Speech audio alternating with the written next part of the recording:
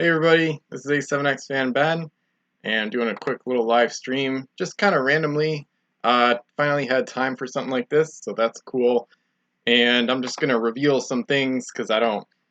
Sometimes with past battle reports and past games, I like to do like grand reveals once I do the battle reports.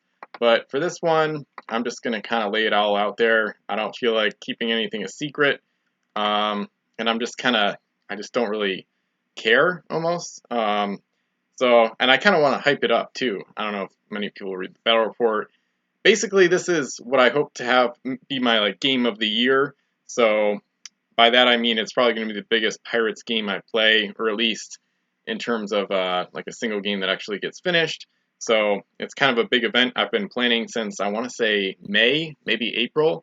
So basically, it's going to be 6 fleets, 150 points each. So it's going to be 900 total points in play, which is only 100 points off of what I call a huge game, which is at least 1,000 total points in play. So pretty exciting. So I've just got a ton of random notes here. Not a lot of stuff has been finalized, only the fleets. The fleets are definitely finalized, and I'm really excited about them. Part of the reason I did a 10 master thumbnail for this is because I was going to post on Discord too. Whoops, I always forget to do this. Part of the reason I did a 10 master thumbnail for the thumbnail for this video is because I'm planning to use a ton of 10 masters in this game. I think 5 out of the 6 fleets are using 10 masters, or no, maybe just 4. I think 5 out of the 6. I think there's 5 10 masters total going to be participating. So yeah, I was going to start it in early September. At this point, it's August 19th today. This live stream. The earliest it could start is next weekend, like Saturday the 24th or Sunday the 25th, but I don't think it'll start Saturday. It might not start Sunday, and it still might start in September. It might be a few more weeks, but I'm excited about it either way. Oh, nice. Somebody's watching. Hey, thanks for chiming in, tuning in. Like I said, it's just I don't know, it's a convenient night for a live stream, which is usually not the case. So that's exciting. One thing I want to do with this game is I want to create like excess content around it, because I want to make it like a big production rather than playing like a handful of games or trying to do extra. There are some other games I do want to play this year that I have no idea if I'll get to or not, but I really want to focus on this one and make it epic and hype it up a bit. Hopefully it won't be disappointing. Hopefully no emergency will like make me not be able to play the game, but basically by excess content, I mean I want to actually try to go live on Facebook. I might even do that unrelated to this game after this, but probably not. But anyway, I want to do Instagram Live for some of it, but now my phone's kind of old, and it was never like a high tech or expensive phone to begin with, so it seems to be finally crapping out a bit. So I can't get on Instagram right now on my phone, so I don't know about Instagram Live, but yeah, I want to have videos of the gameplay to some extent. A lot of this isn't set in stone, so no promises here, but it's going to be exciting. So I'm pretty excited about it. So the house rules are where it's going to get crazy, because I think I'm going to go overboard. I'm already planning to kind of overwhelm myself a bit, so it might get pretty long. I'm planning to kind of set aside at least a week for the game, where I would try to play like 2 hours a day, something like that. And then what I'm tentatively planning to do is to write battle reports for each individual day. But since I only want to do like a one post battle report for the game, I'm just going to save that as a draft on my site and whatnot, and then post it all as one big battle report at the end. But by that point, I'll have like live videos and like YouTube videos of it, potentially anyway, that might reveal some of it. So in terms of spoilers, part of the reason I'm just doing this random live stream is because I don't really.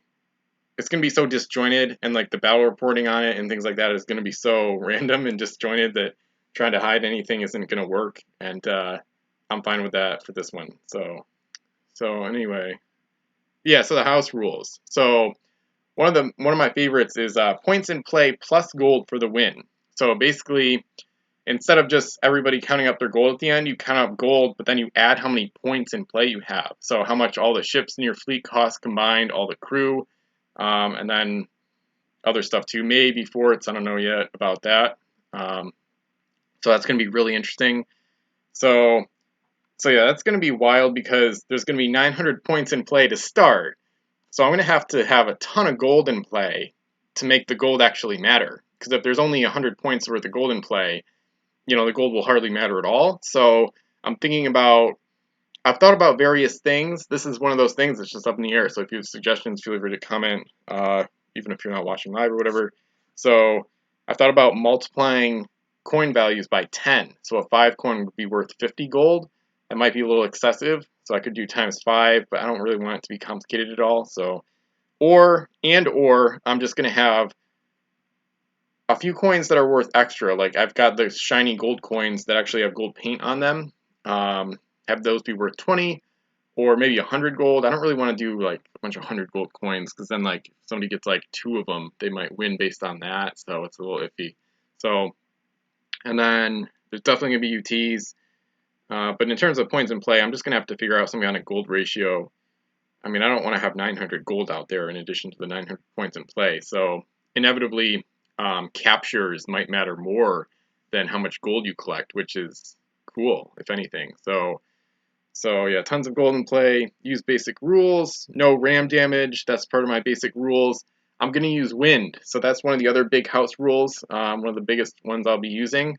I'm going to use the exact same wind rules I used in the experimental cumulative game from 2016 because I like those wind rules. I've got at least 2 other wind rule variations printed out, like different ones, but I like the ones I used back then, so I'm going to use that again. It's pretty simple and I've done it before.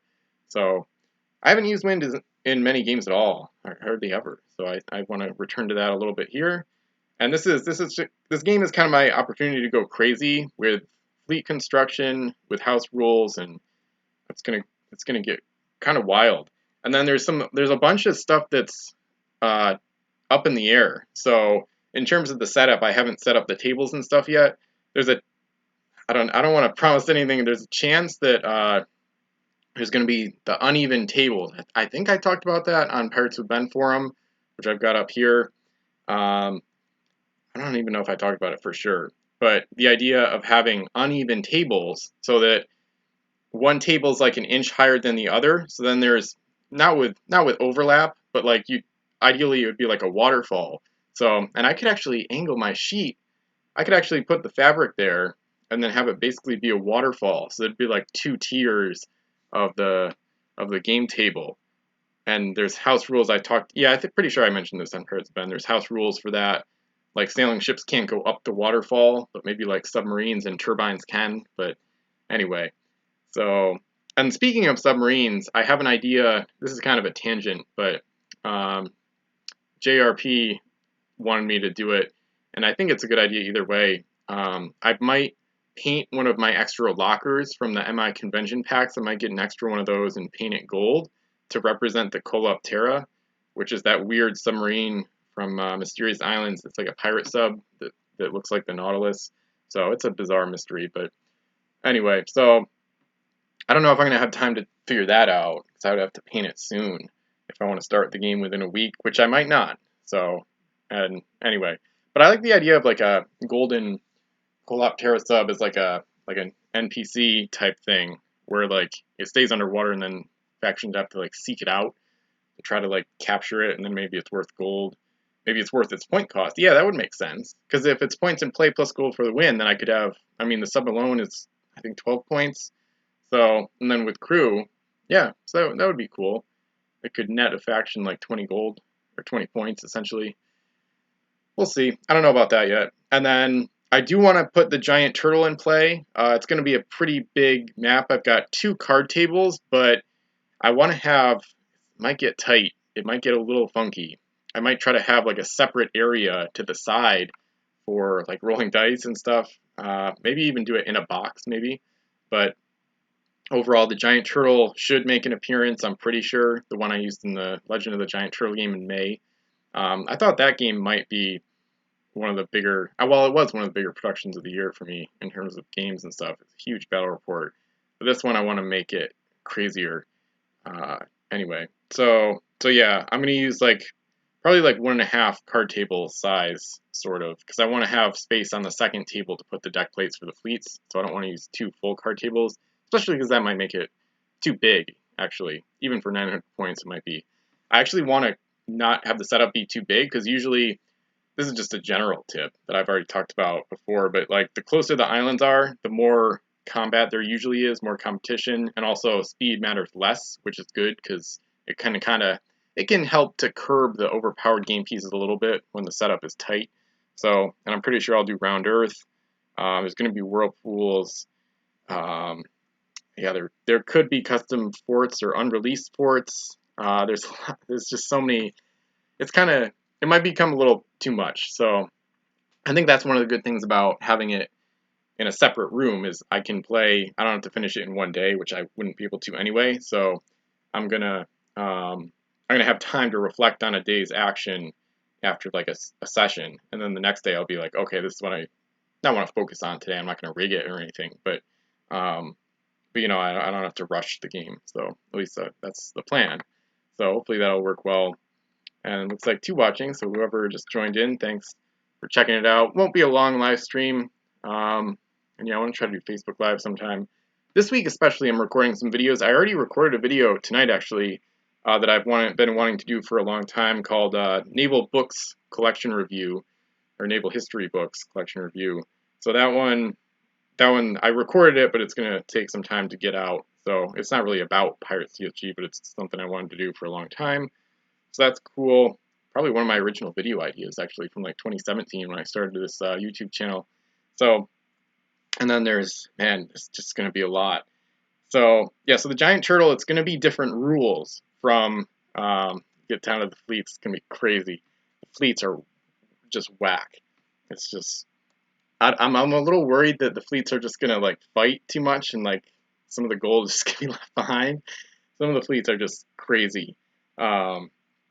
So I don't think I'm going to get to too much of that here on this table in a separate room just to look at them, and or when I get them out on the actual game table upstairs, in terms of like, so I don't know. I just copied this into a new document because I had it kind of scattered throughout a couple of Pirates CSG Google Docs, but now tonight I'm consolidating. And 6 times 150, I talked about that on Pirates Ben forum just recently. A way of abbreviating player number and build total. So it started with this game, I guess. I think of it as like 6 players, or 6 fleets in this case, times 150 points each. So 6 by 150 is just a super quick, simple, and short way of abbreviating the game size, essentially, like the basic setup. So like 2 by 40 would be, you know, regular 1v1 40-point standard. So the giant turtle rules are actually more up in the air than some of the other house rules. Like wind I'm just using the same wind rules from the 2016 experimental cumulative game, like I said. The giant turtle's movement might be controlled by building a fort on it. So again, I'm just throwing everything against the wall in terms of spoilers. I don't think there's going to be any surprises. Maybe in the gameplay. Hopefully I'll be surprised even by what happens. But I'm just not, I don't know. Usually I play things closer to the vest in terms of battle reports and games and not previewing things as much, but in this case I want to go with like the complete opposite. So so I don't know about the giant turtle. It's not going to be as an NPC, so these rules don't. That's for the Legend of the Giant Turtle game, and I like those rules a lot. But in this game, I think it might function mostly as a great turtle from Savage Shores, where you can give up an action from one of your ships if there's no ship docked at the turtle, I think, to move it S in any direction. So I might have that rule probably. And then I love the idea of if a faction builds a fort on the giant turtle, they can move it S in any direction they want as like, you know, not a new ship that they've captured, but basically. And then the other factions will try to destroy the fort, especially if it gets crazy. Oh, that would get crazy. Because if the turtle still has the horde ability, like it did in the Legend of the Giant Turtle game, it could, with a fort on it, you could ram other ships, board them, and then use the hoarding gold ability to take all their gold, and all their gold goes right into the fort. That'd be crazy. That might be too much, but I don't know. It sounds fun. So some UTs, but only best. That's just copied from another document. So, oh, I think I already have all the UTs. Yeah, I have all the UTs in a bag, I think. I've already decided. I might Well, I'm not going to delete that yet. That's just copied from the other document. So I think all right, you can already see stuff, so you could pause it and check it out. But nah, I think I'm just going to go over one fleet right now. I'm just kind of winging this. So, well, you can already see what I'm doing, sort of. I guess you can see 3 fleets, essentially, because I've already spoiled it. From the screen, you can already tell what's happening. Um, so basically, I'm using 2 fleets that I made a while back that are 150 point fleets, which is part of the reason I wanted to play this game was to test out these fleets. I thought I was going to do more pre-made fleets. I think I have other 150 point fleets that I'm not using, but this one is amazing. Or I shouldn't say that. I'm not saying it's going to be good. I haven't used it yet, but it's wild. So it uses all 3 hoists, and it uses all sorts of crazy like transferring abilities and home island rating to like fling gold like all over the map, and it uses like a lot of factions. So this is the first one I decided on for the game. It was a no-brainer because I've never used it. I find it really interesting. So yeah, this is from March 2015, so you can tell how far some of this is going back. So Golden Crane's Hoist Madness. I'm super excited about this one. This is one of the longest fleet descriptions I ever wrote, originally from Miniature Trading, of course. And then yeah, events are banned. So that one is going to use the rattlesnake for 5 points instead of the 5 points of events that you see in the end of the fleet. These fleets you can just search on pirateswithben.com if you want to see them in their entirety. Because I've reposted all of them, of course. And I've got a fleet section, the fleet's categories right in the menu, so you can easily see it there too. So crew recycling is basically you try to kill as many crew from the other fleets as possible, and then you use the ability of Wraith and Captain Davy Jones to like repossess them. So if they roll a 6 on eliminated crew, that crew becomes part of that ship's crew complement, and you can use their abilities and stuff. So it's not practical, but it's wild, it's really interesting. And in this game, this fleet could really wreak havoc because they're not going for gold. They have almost no cargo spaces open in the entire fleet. Um, so this could get weird. I think this is the only fleet that's basically a deathmatch fleet. I mean, it's really not made for, getting gold at all. So, and they've got a Kraken and stuff. So a lot of cargo, pretty much every ship I think has like cargo and or crew killing abilities in general. So yeah, Wraith from Savage Shores is like the main crew, and he's got same ability as Captain Davy Jones. So, oh, and I have to give a shout out to Matt Lavelle of the Facebook groups because I've had this weird Flying Dutchman problem for a long time. I'm kind of going over on time already, but can't help it. Where like my Flying Dutchman, I only had like a 300 version, but then the masts are loose and it got kind of weird. I think my first version got wrecked, so then that's part of Shipwreck Cove now because it's broken. So I've got a new, it's punched, but that's fine. I think it is 001 version of the Flying Dutchman, so I can get that out. That's part of the reason I bought stuff from him recently. Definitely recommended. Check out Matt Lavelle's trade list or sales list, basically, at the Facebook groups because it's pretty great. He's got good prices, and I would recommend checking it out. He's got a lot of quantity, a lot of good stuff there. So the crew recycling fleet is going to be interesting to see in this game because they're not trying to get gold really, or at least it's going to be tough for them to get gold. And then, so I'll reveal the third fleet out of the 6 here, the Cursed. So I'm using 2 10 Masters in this Cursed fleet, the Guichuan and the Delusion, and I'm using some wild setups. So the Guichuan is using a setup similar to this fleet I made called 10 Mast Nonsense, which I think is partly illegal, just for some reason, on the Celtic Fury maybe, but anyway. So, and yeah, it looks quite different actually, so I don't know, maybe that's not a good thing to look at. That link might be kind of old now. So the Guichuan basically is going to have Home Island Horde, which is my abbreviation for docket an enemy home island and load as much treasure as this ship can carry. And then the Guichuan has treasure ship, so the crew don't take up cargo space. So she's going to be able to take, I guess with the Headhunters link, send me the Skull links too. So it looks like she's going to have at least 8, maybe 9 cargo spaces open to take gold from enemy home island. So that comes to 60 points. Her point limit of 30 is maxed out. And then the Delusion is overstuffed. I had to add Sir Edmund to even make it work. He subtracts a point from the other crew even though they still count against the build total, of course. So this is my classic delusion setup that I made back in 2012, I believe. I think that's when I got my delusion. Yeah, this is old. I mean, I didn't publish it until 2016, technically on Miniature Trading, but the delusion combo, and with the Fallen Angel to make 100 points, is from 2012. So basically, I just stuffed a ton of mercenary crew boards. You've got Nemo, so crew capture, canceling, S board, all powerful Davy. I didn't realize how this could be kind of not as optimal as I thought. It's just overkill. So you've got all powerful, which means you get an extra action almost every turn for that ship, and then you've got a sack captain. So the idea is to use S board with Nemo to capture crew, and then you can sack them with Phantasma for extra actions. But you won't even need to. So in this game, I think it might be more a case of Nemo capturing crew to actually use their abilities on the delusion. So it's going to be interesting. Maybe the curse will actually get some good named crew that could help the delusion out. But she's already like wicked powerful. So, and you've got canceling Christian Fior, so it's just super overkill. So, and then to get a gold runner, so that came to 137 points just between those two 10 master combos. Then I've got the Sea Rat to fill out the points with a Helmsman Explorer, so that's their gold runner. So basically 2 out of their 3 ships have Home Island rating. The Guichuan has Home Island Horde with Grim the Savage, and then the Sea Rat has the Home Island rating ability, of course. And then one thing you might notice, it's a little iffy, but I'm using Grim the Savage from Frozen North twice, because he's also in the Golden Crane's Hoist Madness fleet, so it's just too bad.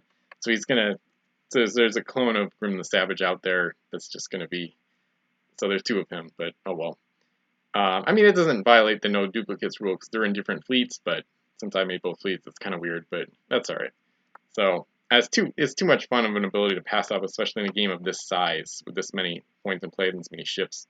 So, it's up though. So, like I said, just stay tuned for more on this game. I do want to have like random video clips, like little summaries. I did that once for the 4 fleet 100 point game from June, but I want to do it. I want to do a little bit more this time around. So I'm really looking forward to it, obviously. So I'm thinking it's gonna be played. It might start in August. It might not start till September. So anyway, so thanks for watching. Random live stream. Oh, and just before I forget, I should put a link in the chat too. There's a podcast coming up with Piranha. So he's the rules arbitrator before Wolf was. So he was the rules arbitrator, like 15 years ago, basically, back in the day. So before Wolf took over that position, Tony Vigil was there. So that's going to be really interesting. So it'll be interesting to try to go, hopefully, sort of in depth on some of the rules. I haven't played as much this year, though, so I haven't been looking at the Pirate Code as much as in past years, but it should be a good podcast. So the plan is to have that Wednesday, August 21st. It's going to be late. It's going to be like, I don't know, like a little after 10 p.m. Eastern is what we're talking about. So if it happens, there's a slight chance there would be a schedule change, but if it happens around 10:15 p.m. EST, I'll try to live stream that here too, of course. So anyway, thanks for watching. More on this game before too long, hopefully. Thanks for being part of the channel, and go out and play some more Pirates.